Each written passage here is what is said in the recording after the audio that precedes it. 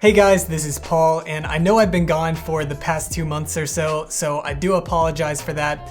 But during that time, I've been spending a lot of time with this guy, the brand new 14-inch MacBook Pro. Well, I guess it's not so brand new anymore, but this has been my primary computer for a while now, ever since its release back in October, and I think I'm ready to share my thoughts. Starting out with this design, it's fantastic. It's somewhat of a no-frills, straightforward approach. There really aren't any experimental features here, and it doesn't try to be overly thin or super light, which is fine. And I love this 14-inch form factor. I really think this is the perfect size for an all-in-one device if that's what you're looking for. Up until now, I've been switching between my 15-inch 2018 MacBook Pro for my workstation computer and my M1 MacBook Air for travel and anything on the go. So I'm really excited that this 14-inch MacBook Pro will be able to take the place of both of those computers without really sacrificing power or portability. And of course, the ports. So interestingly, that's been one of the things I've been looking forward to the most with these new MacBooks,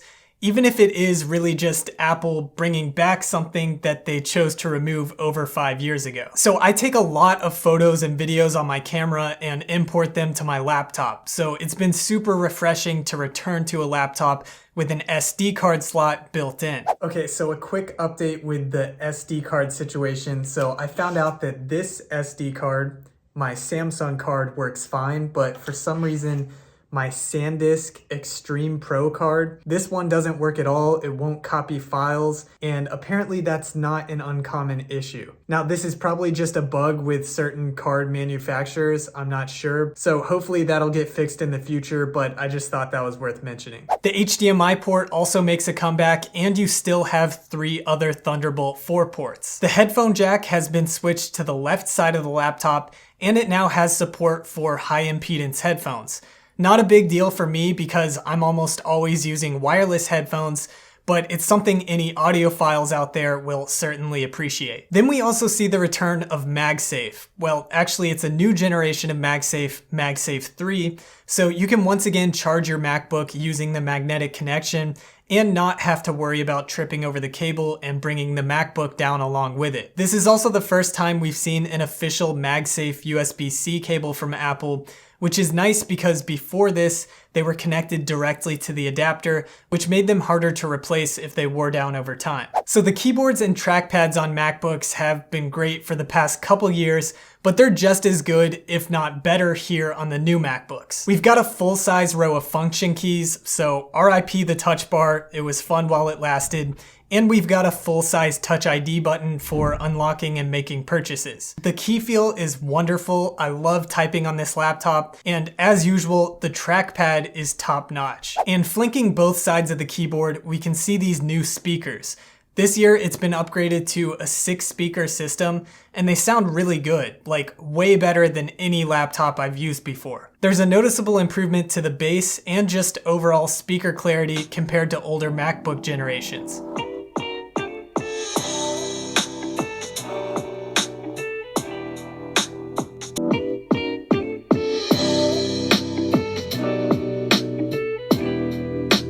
So the displays on these new MacBooks got 2 major additions. The first being a new liquid Retina XDR display with mini LED technology. Mini LED means this MacBook can locally light and dim specific parts of the screen, resulting in brighter whites and deeper blacks. It now has 1000 nits sustained brightness and 1600 nits of peak brightness, making HDR content look incredible. You can also use the display outside in bright sunlight, and you're still able to see everything pretty easily. And the second major addition we get this year is ProMotion, which means this MacBook can now reach refresh rates up to 120 Hz, just like what we saw on the iPhone 13 Pro and 13 Pro Max. ProMotion looks really good when it's actually active. So for example, many animations throughout macOS, like swiping between spaces, minimizing tabs, those look super smooth, but there are still many places where it's not supported. and I'm not really sure why. Like 120 Hz scrolling doesn't work in Safari, which is weird because that's Apple's native browser. And over on Chrome, smooth scrolling works when you have 2 fingers on the trackpad, but as soon as you let go and inertia takes over, it goes back to 60 Hz. I'm confident that these issues will be fixed in future updates, but it's still disappointing to see the lack of ProMotion support when these laptops have been out for over 2 months at this point. And then no new MacBook review would be complete without talking about the notch. Now, I'm somewhat conflicted about the notch because on one hand, it doesn't look great and I think Apple could have found a better solution, but on the other hand, it really doesn't get in the way too much, and I hardly think about it after the first few days of using the laptop. If you didn't know, these new MacBooks actually have more vertical screen real estate than the older MacBooks. So it's actually a little bit taller than the standard 16:10 ratio. And that means that most of the time, the notch is just kind of hanging out in the middle of the menu bar. So it's really just more of an aesthetic blemish than anything else. I can honestly say that the notch has never really bothered me that much. And if it does bother you, you can try installing Top Notch, which hides the notch by making the menu bar black. So do I love the notch? No, but does it ruin the experience of using this laptop? I would say definitely not. I think most people could get used to it pretty quickly. The camera housed in the notch has finally been upgraded to 1080p, so that's gonna be great for any FaceTime or video calls. And it's kind of crazy to think that this is the first MacBook with a 1080p webcam built in. Also, the microphone, which you're hearing now, sounds great. It's one of the best built-in laptop mics that I've ever heard. The other huge upgrades for these MacBooks is all internal with the new M1 Pro and M1 Max chips. So as I mentioned earlier, the one I have right here is just the base model, $2,000, the cheapest configuration. But even still, I've been super impressed with performance. It's really easy to want to go above and beyond in terms of upgrades.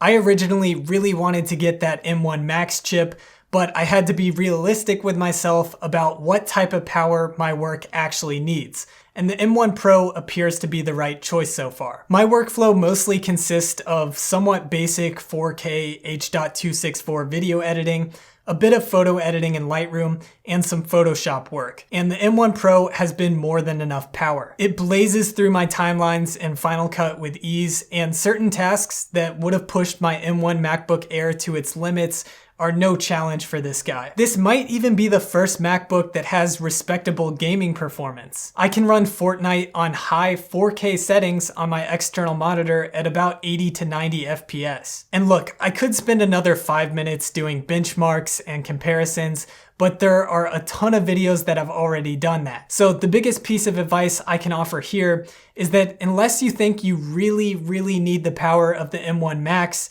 the M1 Pro is probably more than good enough and will save you a lot of money in the process. I've also heard that the M1 Max can tend to be a little bit more power hungry than the M1 Pro, resulting in worse battery life for the M1 Max models. So that's another benefit of going with the cheaper model. And while we're on the subject of battery life, it's been really good. Maybe not quite as good as my M1 MacBook Air, but still really impressive. In my testing, 1 hour of casual use, like browsing on Chrome at 50% brightness, will drain about 5 to 10%. And more intensive tasks will obviously drain more than that. But what I've found kills the battery the fastest is bringing that screen brightness all the way up. I left an HDR YouTube video on a loop at max brightness and it drained 46% in just 1 hour. So if you're looking to get as much as you can out of this battery, make sure to keep the brightness in mind, but really under normal circumstances, most people should be able to get 1 to 2 days fairly easily on this laptop. So I think it's fair to say Apple crushed it with this new 14-inch MacBook Pro. It's got the ports, they nailed the display, it's got solid battery life,